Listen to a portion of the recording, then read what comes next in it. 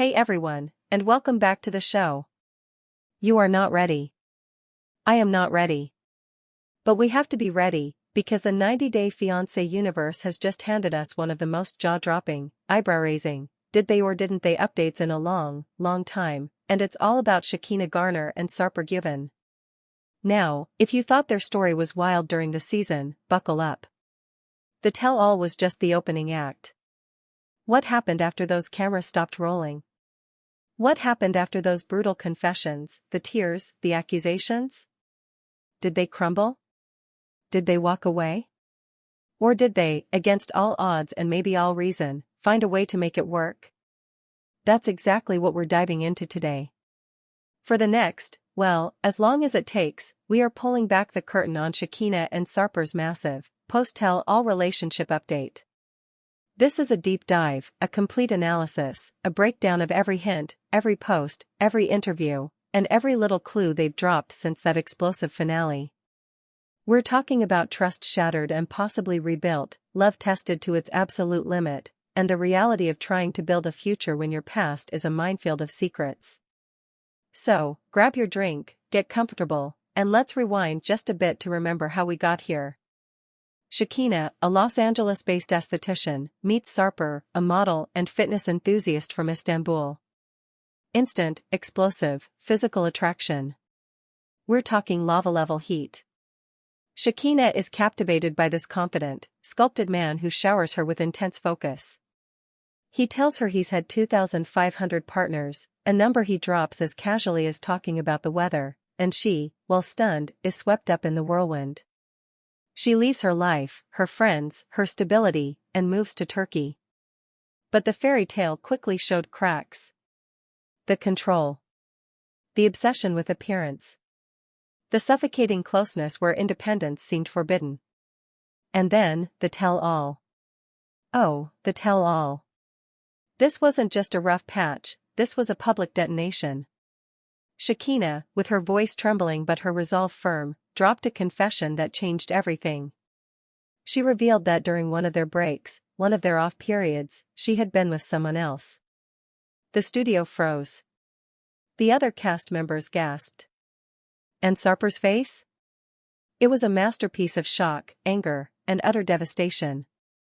This was the man who demanded to know every detail of her past, who framed his own hypersexual history as honesty, now completely blindsided.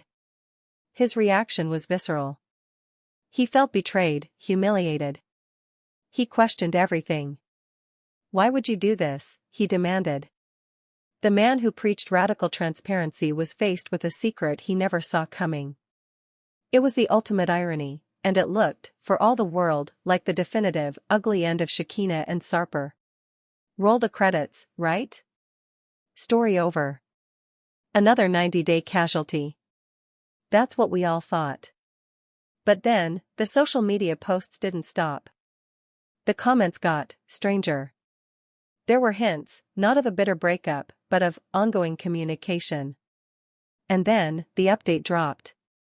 A joint interview, a YouTube video, a series of Instagram stories that told a completely new, bewildering chapter. So, let's break down this big relationship update, piece by fascinating piece. After the tell-all tape stopped, there was a period of absolute silence between them. Shekinah has described this as the darkest time. She was back in Los Angeles, physically and emotionally shattered. The guilt of her confession, the pain of seeing his reaction televised for the world, the regret, it was a heavy burden. She thought it was truly over. She had to begin the painful process of rebuilding her life alone, with the added trauma of knowing her most private betrayal was now public entertainment. Sarper, in Istanbul, was reportedly reeling. His ego, his pride, his very identity as the experienced partner in control, was demolished. Friends advised him to walk away. Logic screamed at him to walk away. But as he said in recent updates, something kept pulling him back. It wasn't just the physical attraction, though that's a powerful drug for them. He started, believe it or not, to try and understand her perspective. He began therapy, a huge step for someone who presented as having all the answers. He started to question his own role, his overwhelming intensity, his possessiveness, the pressure he put on her. Was her secret, in part, a reaction to feeling trapped? This period of reflection is the most crucial, and honestly, the most surprising part of their story. They didn't jump on a plane. They didn't have a dramatic reunion. It started, of all things, with text messages. A simple "how are you?" A check-in. These were not love letters. They were peace feelers. Shekinah says these conversations were different. They were less about passion and more about pain. They began to talk about the tell-all, not just rehash the argument. They discussed how it felt to watch it back, the editing, the comments from fans. This shared experience of being vilified and analyzed created a bizarre new common ground. Sarper, in his updates, has admitted that hearing her explain her mindset during that break was key. She described feeling abandoned, emotionally disconnected, and in a state of "what do I have to lose?" It wasn't justification, she emphasizes, but context. And for Sarper, the control freak, understanding the why became an obsession. If he could understand the cause, maybe he could fix it, control the outcome, prevent it from ever happening again. It's a very Sarper way of processing forgiveness. This is where their update gets very specific, and very controversial. They did not just get back together and pretend it never happened. They built what Shekinah calls a new relationship with new rules. Total, unflinching transparency. And this time, they both mean it. Sarper has had to dial back his jealousy and accept that Shekinah has a life, has male friends, has a career that doesn't revolve around him. Shekinah has committed to a policy of zero secrets, even about the smallest things that might trigger his insecurity. They have scheduled check-in talks to air grievances before they fester. Professional help. They are both in individual therapy, and they have started couples counseling, specifically with a therapist who understands cross-cultural dynamics and the unique pressure of reality TV fame.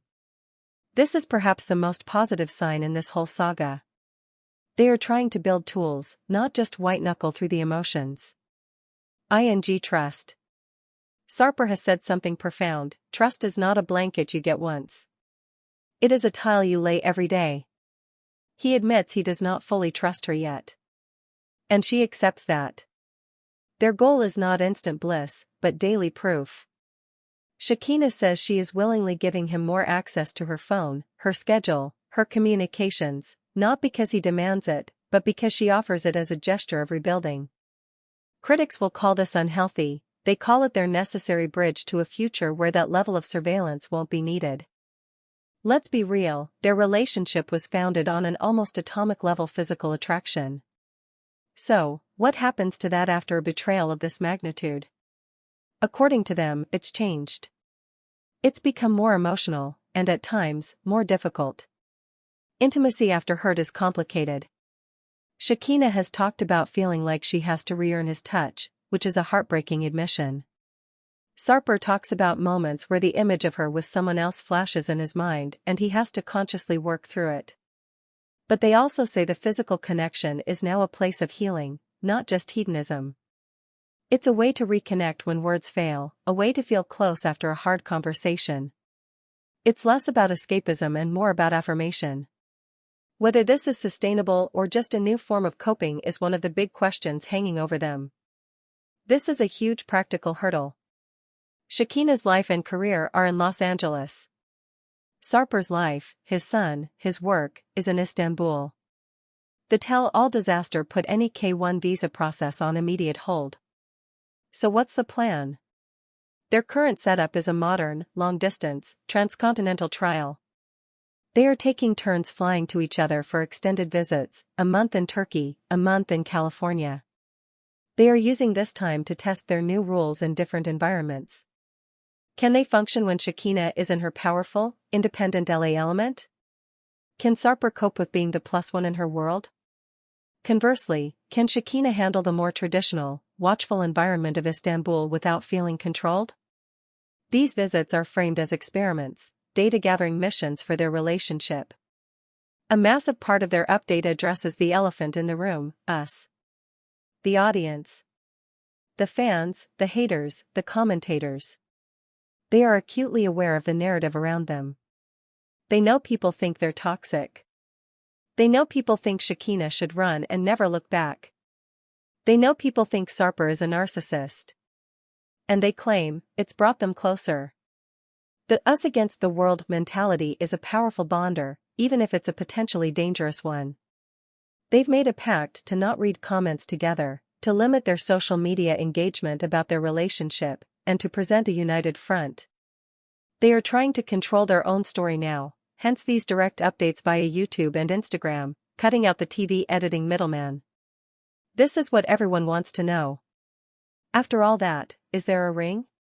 The answer is, not yet. And that's deliberate. Shekinah has stated clearly that marriage is off the table until they have a solid year of stability under this new framework.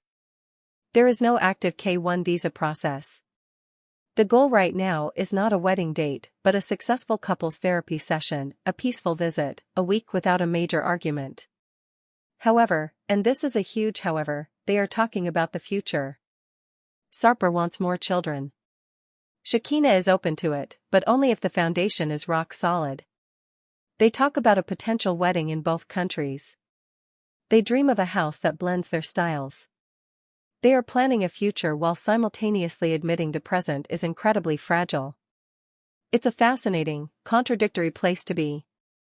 Now, we have to press pause on their narrative and look at this with a critical eye. Because as hopeful as they sound, the red flags are still waving vigorously. Is this new transparency just a sanitized version of Sarper's control? Is Shekinah's willingness to be monitored a healthy rebuilding of trust, or is it the textbook behavior of someone in a cycle of guilt, making ever-increasing concessions? Can a relationship born in such an intense, obsessive fire really settle into a calm, healthy partnership? Or are they simply trauma-bonded? Therapy is a great sign, but it's also a tool. It only works if both people are truly committed to change, not just to winning.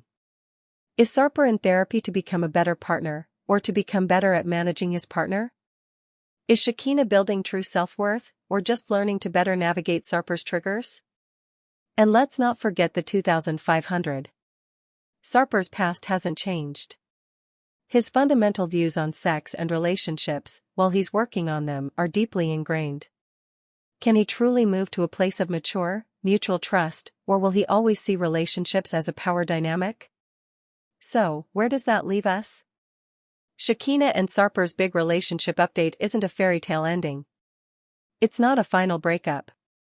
It's something far more compelling. It's a document of a living experiment. They are two flawed, complicated people who inflicted deep wounds on each other, in the most public way imaginable, and are now attempting a surgical repair. They are using therapy, strict rules, and a painful level of honesty to try and build something new from the rubble of their old relationship. Whether they succeed is one of the most open questions in the 90-day universe. The odds are against them. History, psychology, and the opinions of millions of fans are against them. But they are still trying. Their story is no longer about whether love conquers all. It's a test case for whether self-awareness, professional help, and sheer stubborn will can rewrite a destiny that seemed sealed on a tell-all stage. They are choosing each other, day by difficult day, tile by fragile tile. So, we watch. We analyze. We worry. We judge. But one thing's for sure, we are not done with Shekinah Garner and Sarper Given. Their second act is underway, and it might just be more revealing than their first. What do you think? Is this a story of redemption or repetition? Sound off in the comments below. Let me know your absolute honest take. And don't forget to like and subscribe for more deep dives into your favorite 90-day fiancé couples. Until next time, keep the faith, or maybe, keep the skepticism. Either way, I'll see you right here.